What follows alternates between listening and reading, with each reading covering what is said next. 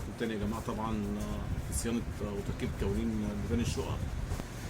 بسم الله، احنا جالنا النهارده كالون ايطالي الصنع، حاجه عاليه فخمه قوي، بس طبعا هو صاحبه مبهدله زي ما انتم شايفين، حالته ضايعه خالص.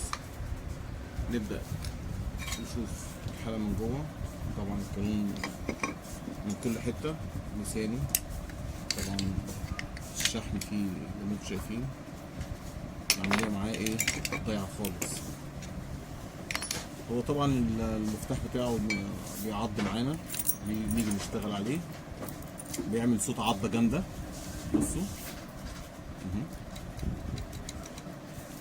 بياخد وقت على ما بيجي، مره تكه بتيجي وتكه ما بتجيش، فبالتالي هنفور البلي بتاعه ونفور الزور ونبدا نرص البلي تاني من اول وجديد، ونشوف هنعمل ايه بعد ما نخلص مرحله الصنفره ومرحله الدهان ونتفرج في التجميع. هسيبكم ونتقابل. شكرا. رجعنا لكم تاني بعد مرحله الصنفره والدهانات اللي تمت في الكالون، وهنبدا في التجميع مع بعض ونشوف تجميع الكالون. طبعا الكالون بعد المرحله تم حاجه جميله جدا يعني. هنشوف مع بعض التجميع.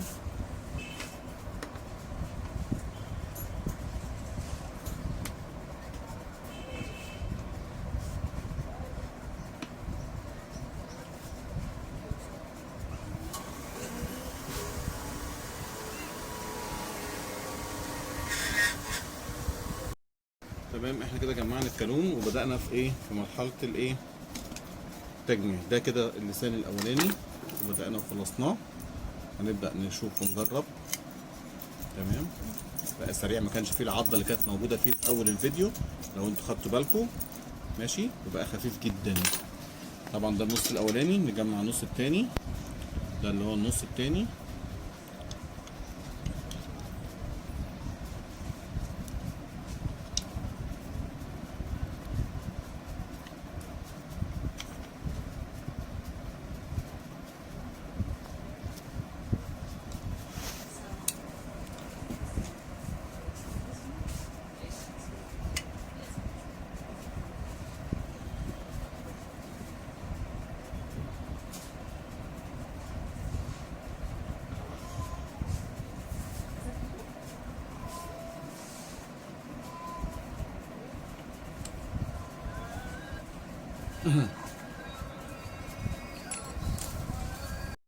كده جمعنا النص التاني.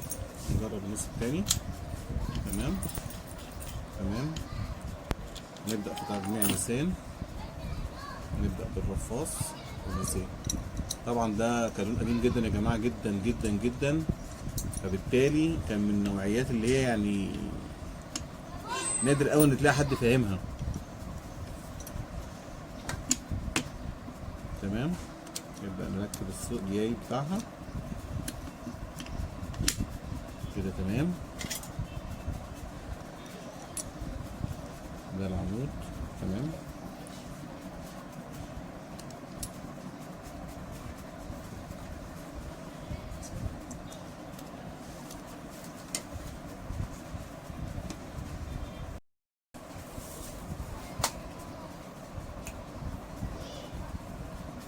تمام كده. تمام، الكالون بقى تمام.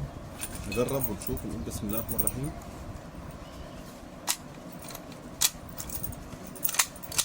تمام تمام. الناحية التانية.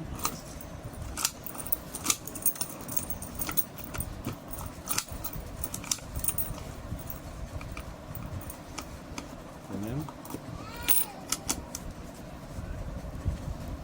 تمام كده. ما تنسوناش بقى في السبسكرايب، وعايزين لايك وشير وسبسكرايب، وشكرا.